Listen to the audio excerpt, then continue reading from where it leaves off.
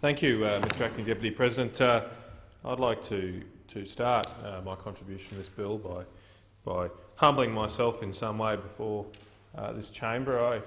I want to say up front that I don't have all the answers in this area, and I certainly don't know what the best approach is to tackle the crushing cycle of welfare dependency that exists in some of our communities, particularly in some Indigenous communities. I don't pretend to have all of the answers, and many governments of good intentions of different sides of politics have tried lots of different approaches in the past few decades, but yet we still have not substantially improved outcomes in many Indigenous communities, and indeed in some respects, in some areas, we have probably gone backwards in the past half a century, despite those good intentions and certainly substantial financial resources. And I think it's actually would be beneficial if more often we admitted to the fact that we don't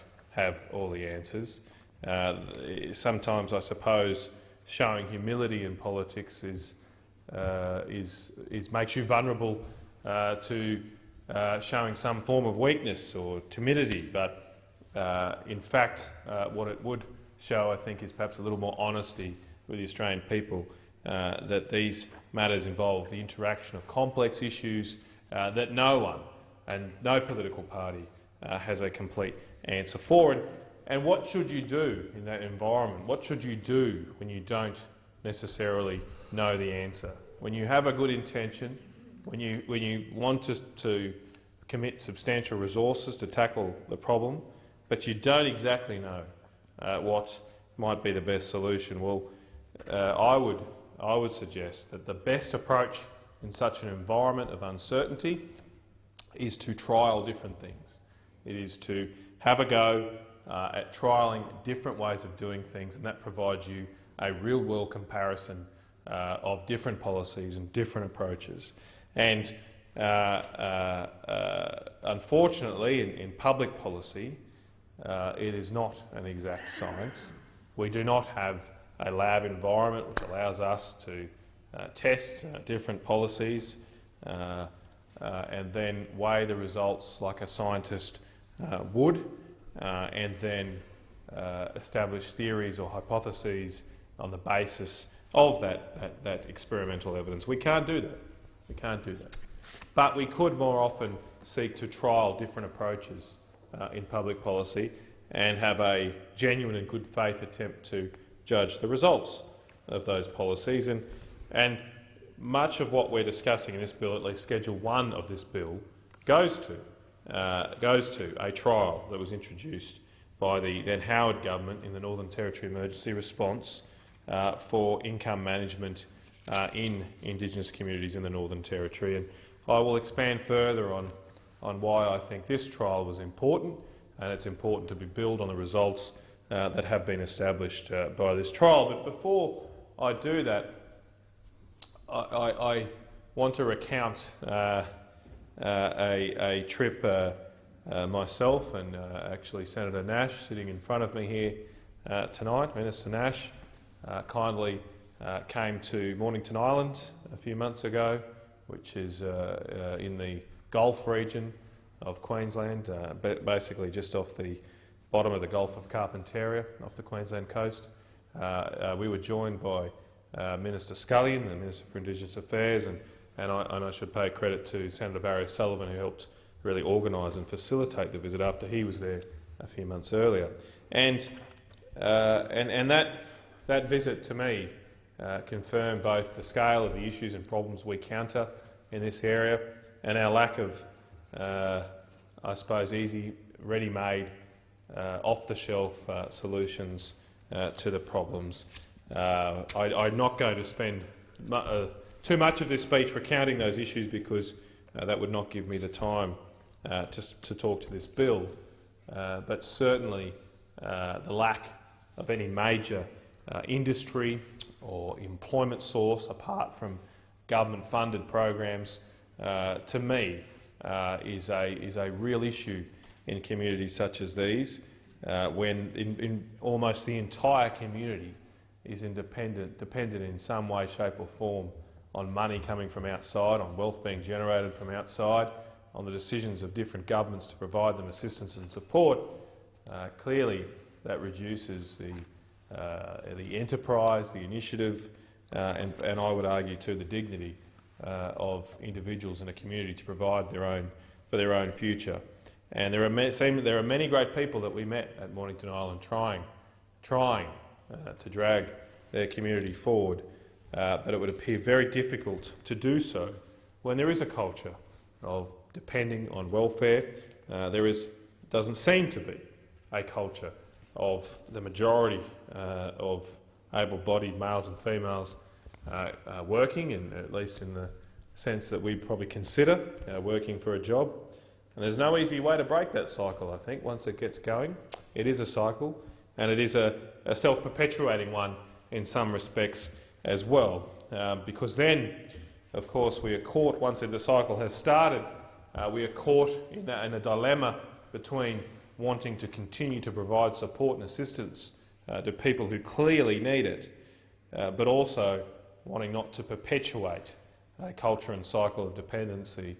And trying to do both of those things at once is an incredibly difficult public policy trade-off, and one I think that governments still can struggle with today. But I do think the topic of Schedule 1 of this bill, an income management regime, is a method that should be supported and should be applauded indeed for originally being introduced. And I note that the Labor government, which took over not long after it was introduced, did continue it, and there were some changes made to it, but generally continued it. And this bill seeks to continue to support, in general, this program, as well as making some further adjustments and amendments. And I note there is some controversy about some of those amendments, but in broad terms, there is widespread support for the existing income management regime, as first introduced by the Howard government in 2007. That scheme has been expanded by various governments since then, and it now includes not just Indigenous but non-Indigenous people as well across the Northern Territory and indeed across the entire country. And income management, in very simple terms, seeks to set aside or quarantine a proportion of a recipient's income support to pay for necessities such as food, clothing, housing and utilities. Recipients of welfare on these programs can spend their income managed funds using a basics card or by arranging for Centrelink to make a payment on their behalf, for example, regular rental payments or other bills. Recipients can only use their basics cards at approved merchants and cannot use it to buy excluded goods such as tobacco, alcohol, pornography or lottery tickets. And as I suggested earlier, the outcomes have been broadly positive, although this is certainly not a panacea for the issues that face many communities. The outcomes from these programs show that those that have been placed on income management now proportionally or substantially continue to use the scheme voluntarily. About apparently 2/3 of people that have used income management or been placed on income management now use the scheme voluntarily, and that itself is certainly a vote of confidence in these programs. And if a majority, and indeed a substantial and clear majority of welfare recipients are themselves choosing to be on these schemes, it would be, I believe, a great or of great remiss of this chamber, of this parliament, if we were to end such schemes. It is also telling then that some of the basic needs of these families are being met, that in some of these regions the social issues that have previously caused relationship breakdown and emotional fractures are being altered. The gaps that have at times occurred in households because of mismanagement, traps or temptation or dysfunctional lifestyle choices are being curbed for the betterment of household recipients and their dependents. And the broader social impacts are positive too. A household whose benefits were previously spent largely in the first couple of days after the receipt of a payment now have a kitchen with food for their children every day. The benefits that flow on to the child's education, the ability to engage with his or her peers, and build social skills and awareness, rather than being disrupted because of hunger or inattentive behaviour are of course extremely important. Although the income management programs that are being implemented assist skills, it is important to remember that it is modelling a balance to children and other members of the community as well. It is habit forming, and we can continue to talk about child, youth and family intervention as a priority, or we can create and support some practical programs to assist with lifestyle changes. That is why I support the government committing a further $146.7 million to ensure that vulnerable people benefiting from income management continue to receive support. This will be done by extending a streamlined version of the income management program to all existing locations until 30 June 2017, and then systematically we will align the end dates across all 12 locations across Australia. The alignment extends to income management element of the Cape York Welfare Program, which will also continue until 30th of June 2017. This will enable income management to continue to provide additional support in disadvantaged locations for vulnerable people, children and families. Additional support is also provided to people on income management through support from social workers and other specialist staff. And as I said earlier, there are 12 locations across the country now where income management is used, including, of course, as I've already mentioned, Northern Territory and Cape York, but it's also in the Perth metropolitan area, as well as the Peel and Kimberley regions in Western Australia. It's in Queensland, it is rolled out in Logan, where I grew up actually, in Rockhampton, where I now live, Bankstown in New South Wales, Greater Shepparton in Victoria, and Playford in South Australia. It is also in some Indigenous communities, the APY region in South Australia as well. It also comes in the form of financial wellbeing and capability services. Income management participants have priority access to financial capability services. These include money management courses and other assistance for people experiencing ongoing financial difficulties. Aside from the Cape York model, there are 7 separate income management measures. Measures differ according to whether they are voluntary or compulsory, by which group they target, whether this group is identified on a case-by-case basis through a membership of class, and by the percentage of a person's income support that the measure quarantines. The Cape York model operates using a single, distinct measure, case-by-case referral by the Family Responsibilities Commission, and is unlikely to be affected by the measures in this bill. Streamlining also includes the removal of social worker-assessed referrals through the Vulnerable Welfare Recipient Measure, as this was underused by social workers and highly resource-intensive. The removal will allow social workers to better service their vulnerable clients. While participants remain able to adjust how they use their funds to meet priority needs at any time, they will no longer be required to discuss these arrangements with Centrelink every 8 weeks. There will also be a phased removal of the match savings payment, which offers people on these compulsory measures up to $500 in match savings if they complete an approved money management course and have demonstrated an appropriate saving pattern over a 13-week period. This will cease, or is intended to cease, from the 31st of December this year, as these programs were largely undersubscribed and costly to administer. And I note that at Senate estimates recently, the department gave evidence that only 45 payments under this match savings payment had been made since the beginning of the scheme, although apparently by January this year this has risen to 57, but obviously not a substantial take-up of this program over a more than 5-year or just under a 5-year period. The phased removal of the voluntary incentive payments, which offer individuals a payment of $250 for every continuous period of 26 weeks, will cease on the 28th of December 2015, which is the day 26 weeks after the 30th of June this year.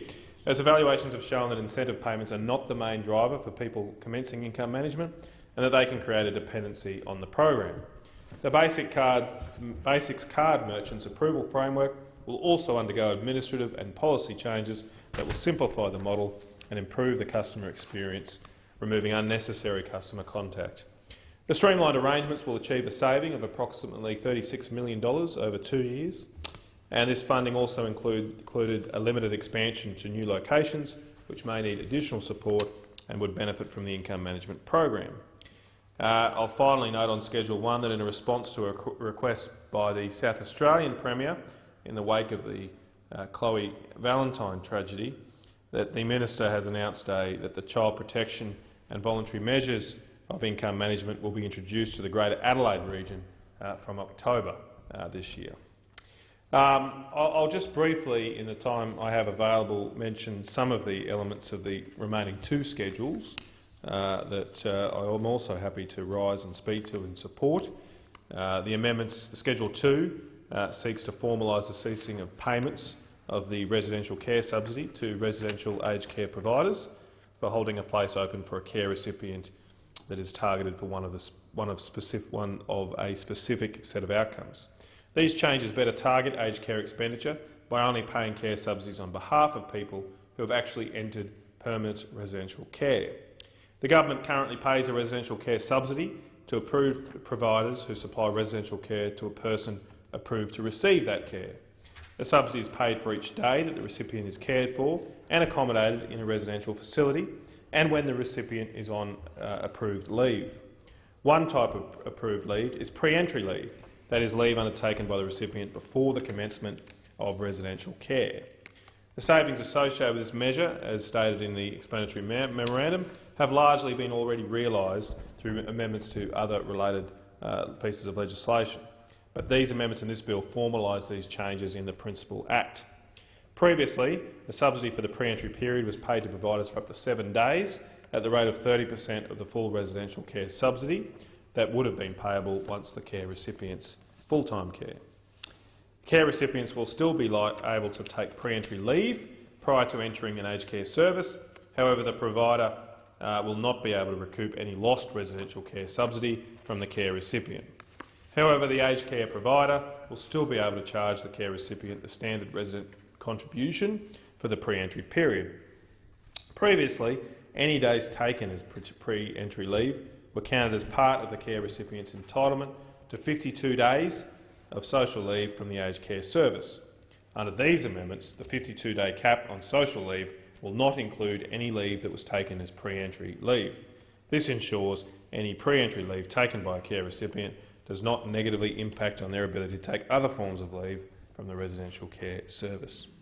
The impact of lost pre-entry leave payment revenue should be considered in the context of other aged care changes, such as the redirection of the former government's workforce supplement into the general pool of aged care funding and the introduction of a higher level of accommodation supplement. The government is expected to provide $11 billion for residential care subsidies in 2015-16. And finally, moving to Schedule 3 of this bill, that schedule will end the aged care planning advisory committees as part of the government's decision to drive efficiencies in smaller government. These reforms are part of the broader push to reduce the size and complexity of government, to streamline services and reduce the cost of government administration. The government has rationalised or amalgamated a number of different bodies since we have come to government.